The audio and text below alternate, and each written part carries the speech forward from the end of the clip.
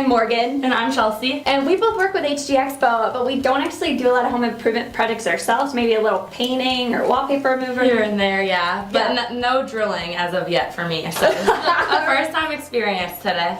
So we've asked some of our pros for some help, and you guys are going to get to watch us try some of these projects for the first times ourselves. So our first project today is a big hole in the wall. And you know, if we can do it. Oh, anyone. Yeah. So the first step of the project is measuring the hole. Be very careful. Don't climb in heels. Yeah, don't climb in heels, y'all. Don't do it. Perfect. So 11 by 9. Now that we've measured, the hole is so big that we're gonna have to put some 2x4s on the other side of the hole so that we can mount the drywall to it. Cool, we'll go get measuring. Alrighty, so we just measured upstairs, and remember that we're gonna put this on the other side of the hole, so we're not exactly looking for accuracy, which is good for me, so we'll just try and measure it right now at 14 inches. So we'll just do it on the ground right here. Alright, 14 again. And a handy trick that we just learned, instead of actually like drawing a line like you would traditionally think of drawing, that's what I always did too, draw a V instead. So that way, when you cut the wood, you know that you should cut at that apex of that V instead of trying to get right on that tiny line. Before you start doing any sawing, it's always important to make sure you have your safety goggles on so you don't get anything in your eyes. All right, here we go.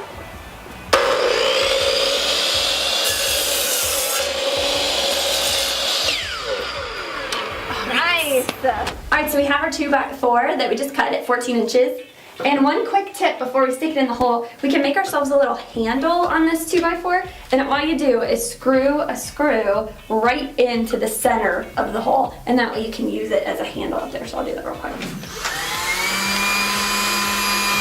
Okay, not okay.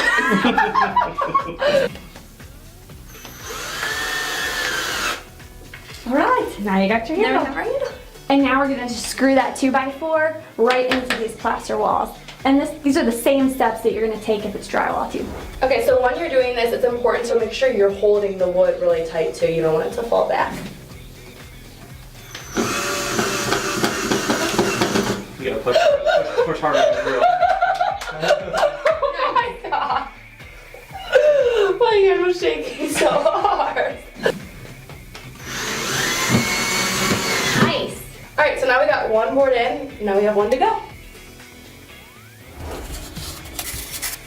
Okay, so our freshly cut drywall, we're gonna try to fit it in the hole. Please. Oh, hello. I need your safety goggles.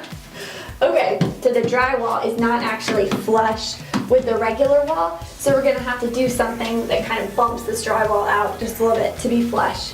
Okay, so because it wasn't flush to the wall, we'll have to put another piece of drywall on. So cut another piece of drywall and fit it right into the hole. Yeah, that feels a lot better. When you're screwing into the drywall, you want to make sure not to do it too hard because you don't want to break the paper. You just want to dimple it.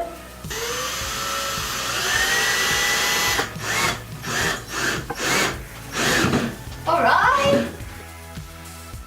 After we've screwed together the two pieces of drywall into the wall, the next step is to put tape around all of the edges, and then after this we'll put the mud on top.